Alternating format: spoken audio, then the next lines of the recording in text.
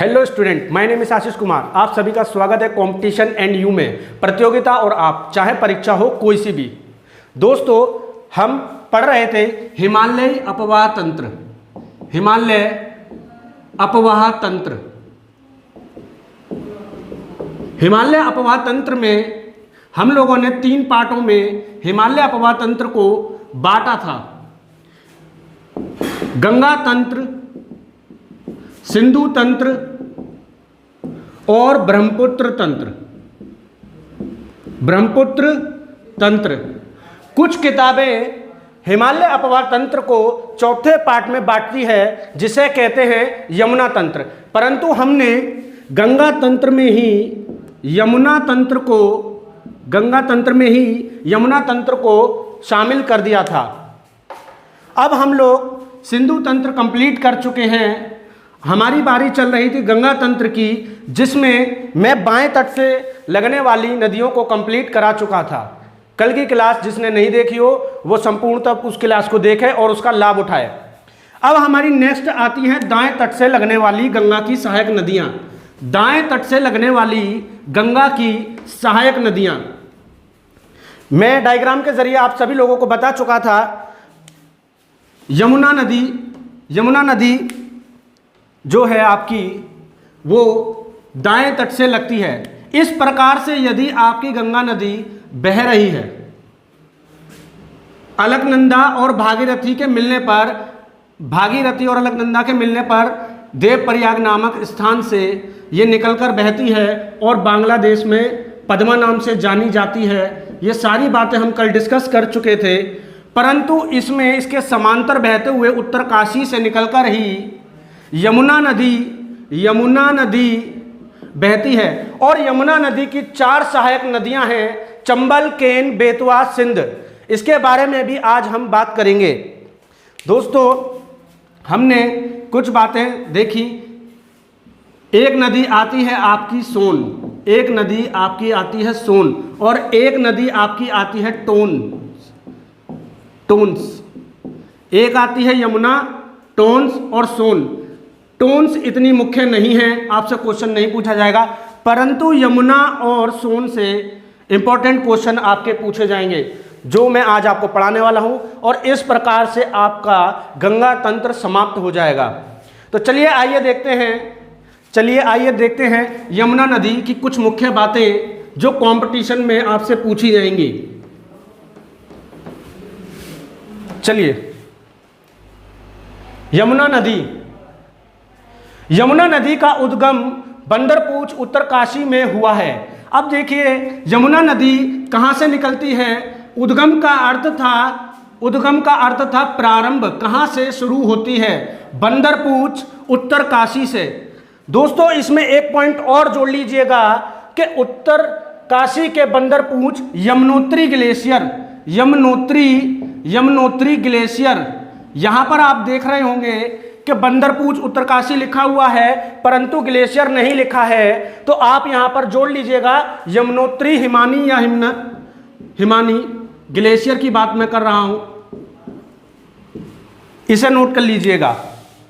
Next हम बात करते हैं यमुनोत्री ग्लेशियर से इस नदी का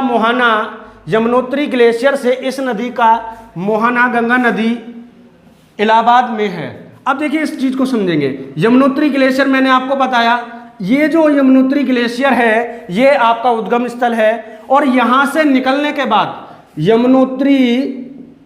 यमुनोत्री ग्लेशियर से निकलने के बाद ये गंगा नदी में जा मिलती है, और जिस स्थान पर मिलती है उसे कहते हैं प्रयागराज, इलाहाबाद प्रयागराज। नेक्स्ट पॉइंट की तरफ हम बढ़ते हैं। इस नदी की लंबाई 1365 किलोमीटर है। इस नदी की लंबाई 1365 किलोमीटर है। इसको ध्यान रखिएगा, यमुना नदी की बहुत पूछी जाती है। और आप यदि लूसेंट बुक पढ़ते होंगे तो लूसेंट बुक में 1375 किलोमीटर लिखा होगा, 1375 किलोमीटर लिखा होगा। अधिकांश बच्चे लूसेंट बुक का सहारा लेते हैं। यदि पर लेकिन आपको यह बेनिफिट मिलेगा कि दोनों ऑप्शन एक साथ नहीं आएंगे। बच्चे इसको भी नोट कर लें, 1365B और 1375B दोनों को नोट कर लें। नेक्स्ट पॉइंट की तरफ हम चलते हैं। यमुना नदी की सहायक नदियां चंबल, केन, बेतवा, सिंध। चंबल, केन, बेतवा, सिंध यह यमुना की सहायक नदियां हैं, और यदि ये यमुना की सहायक हैं तो ये गंगा की भी सहायक नदियां होंगी, क्योंकि ये यमुना में जा मिलती हैं और यमुना इलाहाबाद में गंगा से जा मिलती है। तो कुल मिलाकर बात यह है कि यदि ये धारा 4 धाराओं से मिलकर बनती है और ये गंगा में जा मिलती है तो ये भी इसकी सहायक नदियां होंगी। चलिए नेक्स्ट पॉइंट की तरफ हम चलते हैं। यमुना नदी से हमारी मुख्य बातें यही थी। अब हम आते हैं सोन नदी की तरफ। सोन नदी, सोन नदी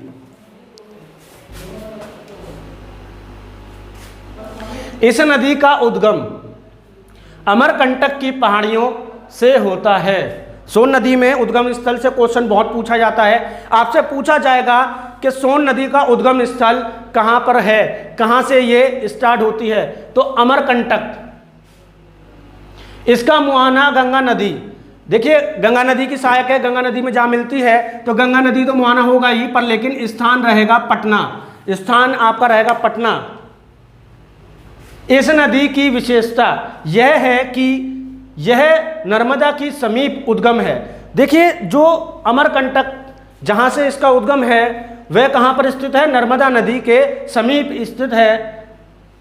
माता टिला, माता टिला ये मोस्ट इंपॉर्टेंट है। माता टिला परियोजना, माता टिला परियोजना इस नदी की सहायक नदी, इस नदी की सहायक नदी है, पर लेकिन इस नदी पर माता टिला, जैसे मान लीजिए ये सोन नदी है, सोन नदी पर एक जगह पड़ेगी आपकी माता टिला, माता टिला, और ये अपने समीप लगने वाले तीनों राज्यों की मुख्य परियोजना होगी। अपने समीप लगने वाले तीनों राज्यों की मुख्य परियोजना होगी। नेक्स्ट पॉइंट की तरफ आते हैं हम दोस्तों, ब्रह्मपुत्र नदी। देखिए सोन नदी से हमारे कंप्लीट हो गए, यमुना नदी से कंप्लीट हो गए, गंगा तंत्र आपका कंप्लीट हो चुका है, गंगा तंत्र आपका कंप्लीट हो चुका है। हम अब बात करते हैं ब्रह्मपुत्र नदी, अपवाह तंत्र, ब्रह्मपुत्र, द्रोणी। द्रोणी का अर्थ मैं बता चुका था, मुख्य नदी। तो मुख्य नदी कौन है इसकी, ब्रह्मपुत्र। अब हम बात करते हैं कि ब्रह्मपुत्र नदी कहां से निकलती है और किस किस प्रकार से वह चलती है और कहां कहां पर वो अपना स्थान स्थापित करेगी। देखिए मैं आपको पहले ही भारत में बता चुका था कि भारत के चित्र में मैं आपको पहले ही ये बात बता चुका था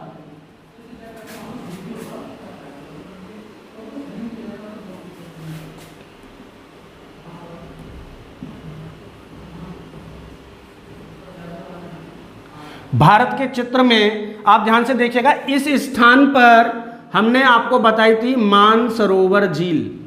मानसरोवर झील, मानसरोवर झील से ही मैंने आपको 3 नदियां स्टार्टिंग में बताई, जो मैंने आपको बताया था सिंधु नदी, सतलज नदी और ब्रह्मपुत्र नदी। आज ब्रह्मपुत्र नदी का दिन है तो आज हम ब्रह्मपुत्र नदी की बात करेंगे कि सिंधु नदी बोकरचू ग्लेशियर से निकलती थी और सतलज नदी राक्षस ताल से निकलती थी, जबकि वहीं पर ही स्थित मानसरोवर के समीप ही स्थित एक ग्लेशियर पड़ेगा, चेमयंगडंग ग्लेशियर, जो मैंने आपको सिंधु नदी में भी बताया था कि सिंधु नदी का जो उद्गम स्थल था बोकरचू चेमयंगडंग ग्लेशियर से निकलता है। तो ये वही वाला चेमयंगडंग ग्लेशियर है जहां से आपकी ब्रह्मपुत्र नदी निकलेगी।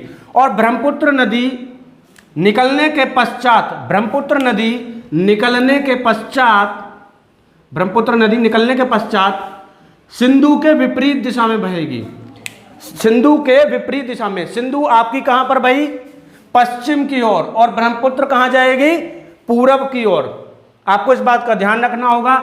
और ये नदी बहने के बाद मैं आपको सही से समझा देता हूं जिससे आप चित्र के जरिए अच्छे समझ पाएं और कॉन्सेप्ट आपका संपूर्णता क्लियर हो जाए। एक भी क्वेश्चन आपका नहीं छूटने देंगे, ज्योग्राफी से रिलेटेड आपका एक भी क्वेश्चन नहीं छूटने देंगे। थोड़ा सा डीप पढ़ लेंगे, कोई दुविधा की बात नहीं है। 4 शब्द ज़्यादा जान जाएंगे तो कोई गलती नहीं हो जाएगी, परंतु 2 शब्द आपके मिस रह गए तो आपकी नौकरी आपके हाथ से चली जाएगी। चेमयंगडंग ग्लेशियर से निकलने के बाद नदी, चेमयंगडंग ग्लेशियर से निकलने के बाद नदी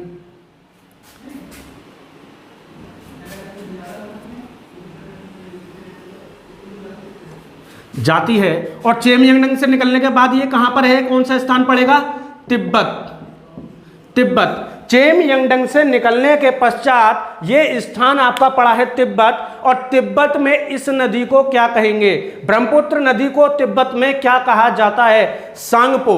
तिब्बत में क्या कहते हैं, सांगपो। सांगपो तिब्बत में कहा जाएगा सांगपो। अभी पॉइंट्स आपको पीपीटी के जरिए मिल जाएंगे, अभी फिलहाल समझिए, तिब्बत, सांगपो। फिर यहां से निकलने के पश्चात हिमालय की पर्वत श्रेणियों को काटकर, हिमालय की पर्वत श्रेणियों को काटकर अरुणाचल प्रदेश में, ये जो एरिया मैंने बनाया है अरुणाचल प्रदेश, अरुणाचल प्रदेश में आती है, अरुणाचल प्रदेश के अंदर आती है। अरुणाचल प्रदेश के अंदर, अरुणाचल प्रदेश में एंटर करते ही इस नदी को क्या कहते हैं, अरुणाचल प्रदेश में इसे कहा जाता है देहांग। देहांग, अरुणाचल प्रदेश में इस नदी को देहांग कहा जाता है। और यहां पर 2 नदियां इसमें आकर मिलती हैं, 2 नदियां इसमें आकर मिलती हैं, और इसके पश्चात यह असम में प्रवेश कर जाती है, असम में प्रवेश करती है, असम में प्रवेश। असम के बाद यह आ जाती है बांग्लादेश में, असम के बाद बांग्लादेश में आ जाती है। देखिए यहां पर ध्यान देना होगा हमें कुछ मुख्य बातें, कि हमारी जो नदी निकली है चेमयंगडंग ग्लेशियर से निकलकर, चेमयंगडंग ग्लेशियर से निकलकर, चेमयंगडंग ग्लेशियर से निकलकर तिब्बत में बही, और बहते समय तिब्बत में कहा गया सांगपो। फिर ये आगे की तरफ बही और तीव्र ढाल, यू ढाल बनाते हुए अचानक से ये मुड़ जाती है भारत में, अरुणाचल प्रदेश में।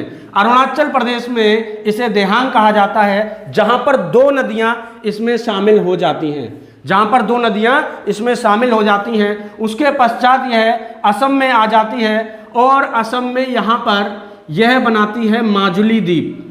माजुली द्वीप जब ये चलती है तो छोटे छोटे छोटे छोटे द्वीप बन जाते हैं इसके किनारे, और उसमें से एक सबसे बड़ा द्वीप होता है माजुली द्वीप। माजुली द्वीप विश्व का सबसे बड़ा द्वीप है दोस्तों, माजुली द्वीप विश्व का सबसे बड़ा द्वीप है, जो असम नदी द्वारा, ब्रह्मपुत्र नदी द्वारा असम में स्थापित है, असम में निर्माण होता है ब्रह्मपुत्र नदी द्वारा, और असम से निकलकर यह आ जाती है बांग्लादेश में, और बांग्लादेश में इससे एक नदी जा मिलती है तिस्ता, नदी का नाम है तिस्ता। तिस्ता नदी जा मिलती है, और तिस्ता नदी मिलने के बाद क्या कहा जाता है, जमुना। मैंने आपको कल बताया था कि ब्रह्मपुत्र और गंगा मिलती हैं, गंगा को कहते हैं पद्मा और ब्रह्मपुत्र को कहते हैं जमुना। पद्मा और जमुना के मिलने से मेघना बनती है, परंतु बात यहाँ पर थी कि मेघना ये जो नदी है ब्रह्मपुत्र नदी, यह जमुना बनी कैसे, तिस्ता नदी मिलने के बाद, तिस्ता के बाद यह बन गई जमुना। बांग्लादेश में ब्रह्मपुत्र को कहा जाता है, ब्रह्मपुत्र को कहा जाता है जमुना। उसके पश्चात पद्मा यहाँ पर आ मिलती है। पद्मा का अर्थ किससे है, गंगा से। बांग्लादेश में पद्मा बोला जा रहा है, पर लेकिन हम अपनी बातों को समझ जाएंगे कि पद्मा गंगा का ही नाम है। तो यहाँ गंगा आ मिलती है, और गंगा मिलने के बाद यह कहलाती है मेघना। मेघना, और मेघना से पहले भी कुछ लोग पूछ लेते हैं, कुछ लोग आपसे पूछ लेंगे। कंपटीशन में बहुत कम पूछा जाता है, परंतु आप किसी के यहाँ जाएंगे वो आपसे पूछ सकते हैं, कि मेघना तो बाद में बनी, क्या मेघना में मिलने से पहले मेघना थी? अब ये क्वेश्चन आपको समझ में नहीं आएगा, परंतु मैं आपको बता दूं कि यहाँ पर एक नदी और मिलती है जिसका नाम है बराक। उस नदी का नाम क्या है, बराक, और बराक को कहा जाएगा मेघना, बराक को कहा जाता है मेघना। तो बराक और पद्मा मिलती हैं, और उसके बाद बनती है मेघना। बराक को भी मेघना कहा जाता है, इस बात का ध्यान रखेंगे। ठीक है, तो ये हमारा ब्रह्मपुत्र तंत्र हुआ और कई नदियां इसकी सहायक नदियां भी होंगी। तो हम बात अब करते हैं ब्रह्मपुत्र नदी की। ब्रह्मपुत्र द्रोणी में ब्रह्मपुत्र नदी को हम देखेंगे, उसके टाइप्स को कैसे लिखेंगे। चित्र के जरिए आप समझ चुके होंगे, ज़्यादा बड़ा कॉन्सेप्ट नहीं है। अब हम बात कर लेते हैं कॉन्सेप्ट की, कि थ्योरी में आपको क्या क्या और कैसे कैसे लिखना है। थ्योरी में आप लोगों को कैसे कैसे लिखना है, इस बात का ध्यान रखिएगा। चलिए, तिब्बत में कैलाश पर्वत से जम्मू तरंग हिमानी ग्लेशियर से उद्गम ब्रह्मपुत्र नदी तिब्बत से हिमालय पर्वत के समांतर बहती है।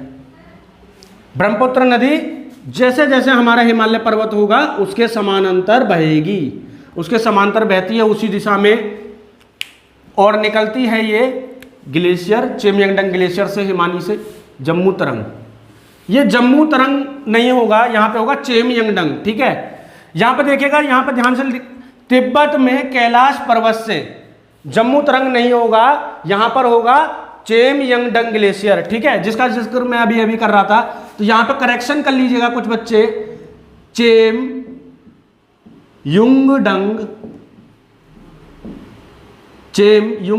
ग्लेशियर। चलिए, ठीक है, ये जम्मू तरंग नहीं याद करिएगा, ये कोई नाम नहीं है। ठीक है, तिब्बत के कैलाश पर्वत मानसरोवर झील के समीप चेमयंगडंग ग्लेशियर से निकलकर ब्रह्मपुत्र नदी तिब्बत हिमालय पर्वत से समांतर बहती है। अब तिब्बत में बह रही है, हिमालय के समांतर। तिब्बत में क्या कहा गया था, मैंने अभी थोड़ी देर पहले मैंने आपको बताया था कि तिब्बत में इसे कहा जाता है सांको नदी। लंबाई की तरफ हम ध्यान देंगे 1250 किलोमीटर। अब ये बात कर लेते हैं 1250 किलोमीटर क्या ये ब्रह्मपुत्र नदी की लंबाई है? ठीक, तो ये लंबाई जो है आपकी, ये भारत के अंदर वाली बात हो रही है। ये तो लंबाई की बात हो रही है, भारत के अंदर वाली बात हो रही है, पर लेकिन पूरी लंबाई इसकी इतनी नहीं है। इसकी लंबाई जो है सिंधु नदी के बराबर है। ब्रह्मपुत्र की लंबाई कितनी है? सिंधु नदी के बराबर, लगभग सिंधु नदी के बराबर है। आपसे कंपटीशन में एक क्वेश्चन भी पूछा जा सकता है कि किन दो नदियों की लंबाई के कारण, किन दो नदियों की लंबाई बराबर होने के कारण उन्हें दोनों बहनें कहा जाता है, जबकि वो विपरीत रहती है फिर भी उन्हें बहनें कहा जाता है। नदियां होंगी आपकी सिंधु और ब्रह्मपुत्र, सिंधु और ब्रह्मपुत्र। सिंधु की कितनी बताई थी? 2880। सिंधु की जो मैंने बताई थी 2880, और ब्रह्मपुत्र की हमारी कितनी होगी? 2850। 2850 लगभग आसपास ही होती हैं, आसपास ही होती हैं। ठीक, चलिए देखते हैं थोड़ा सा। तिब्बत में इस नदी को सांको नदी कहते हैं, ये बात हम क्लियर कर चुके हैं। भारत में यह अरुणाचल प्रदेश राज्य में पहली बार भारत में प्रवेश करती है, ये बात हमने देख ली। हिमालय, इसको मैं लाइन कर देता हूं, बच्चे का फोकस इस पर रहेगा।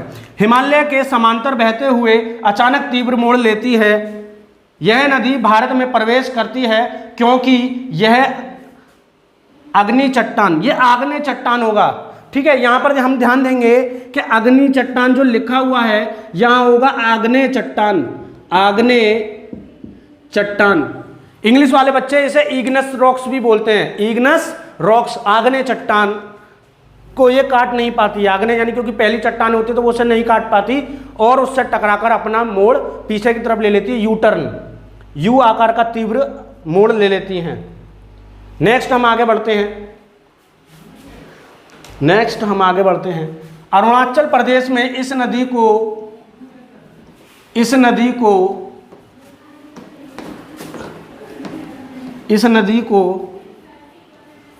अरुणाचल प्रदेश में इस नदी को दिहांग कहा जाता है,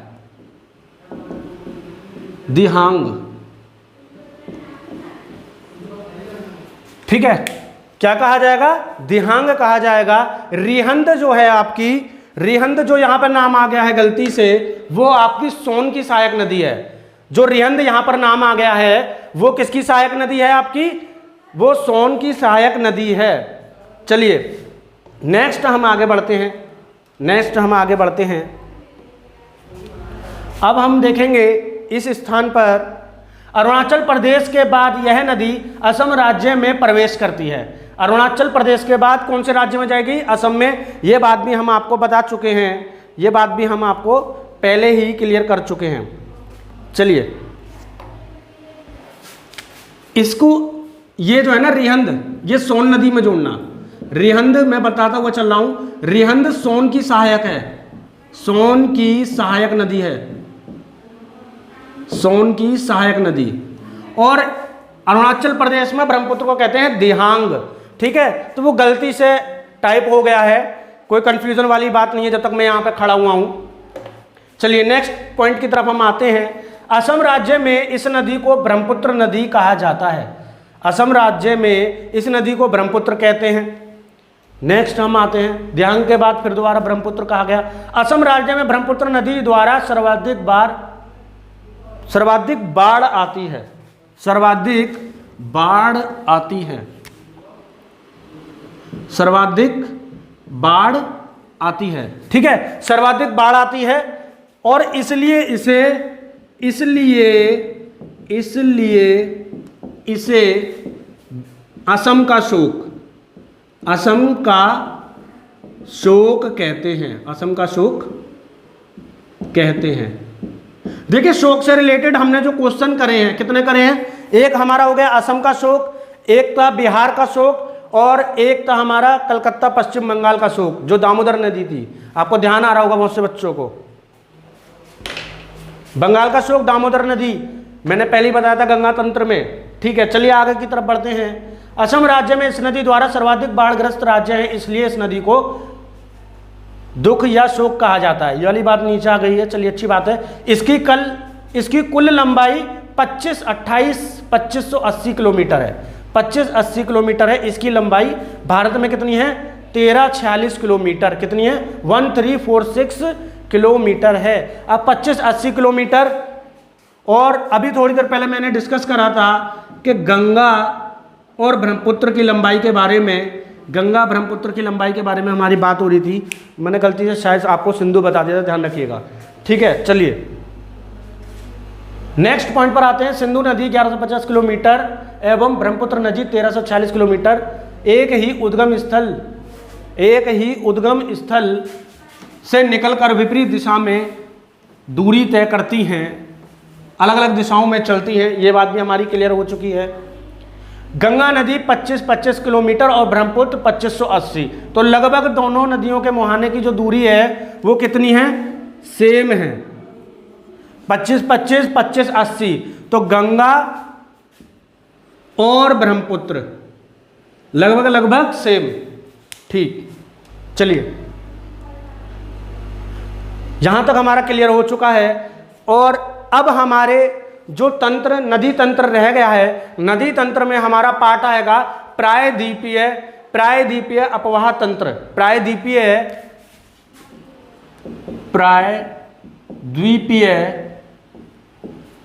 अपवाह तंत्र, प्रायद्वीपीय अपवाह तंत्र, ये पार्ट आपका स्टार्ट होगा, ये पार्ट आपका स्टार्ट होगा प्रायद्वीपीय अपवाह तंत्र। अब देखिए प्रायद्वीपीय अपवाह तंत्र में कौन कौन से भाग आएंगे। प्रायद्वीपीय अपवाह तंत्र 2 भागों में बांटा गया है। हिमालय अपवाह तंत्र 3 भागों में बांटा गया था, और प्रायद्वीपीय अपवाह तंत्र 2 भागों में। पहला होगा आपका अरब सागरीय नदी तंत्र, अरब सागरीय नदी तंत्र। दूसरा होगा बंगाल की खाड़ी नदी तंत्र। अब आप कैसे पहचानेंगे कि कौन अरब सागरीय नदी तंत्र है, कौन बंगाल की खाड़ी नदी तंत्र है, और हिमालय अपवाह तंत्र कौन कौन से थे? तो देखिए, इसको समझने का एक तरीका है कि प्रायद्वीपीय अपवाह तंत्र वो होंगे जिसमें नदियां अरब सागर या बंगाल की खाड़ी में आकर गिरती हैं, बंगाल की खाड़ी या अरब सागर में आकर गिरती हैं, पर लेकिन वह नदी हिमालयी क्षेत्र से ना निकली हो, जैसे हमारा सबसे अच्छा एग्जाम्पल था सिंधु नदी। सिंधु नदी हिमालयी क्षेत्र से निकलती है और अरब सागर में गिरती है। तो बहुत से बच्चों को ये डेफिनेशन पता है कि अरब सागर में गिरेगी तो अरब सागरीय नदी तंत्र हो गई, तो वो सिंधु को आंसर बता देता है अरब सागरीय नदी तंत्र का, जो कि उसका आंसर गलत होता है। ठीक है, तो आपको इसके साथ यह भी पता होना चाहिए कि हिमालयी क्षेत्र से नहीं निकल रही हो। ठीक है, कैसे आपको पता चलेगा कि कौन सी नदी हिमालय क्षेत्र से नहीं निकल रही है, कैसे पता करेंगे आप? तो आप हिमालय प्रवाह तंत्र पढ़ चुके हैं, उसके अंतर्गत जितनी नदियां आई वह हिमालय प्रवाह तंत्र के अतिरिक्त हैं और हिमालय क्षेत्र से निकलती हैं। चलिए, कल हम पढ़ेंगे प्रायद्वीपीय प्रवाह तंत्र। कल मिलते हैं, धन्यवाद।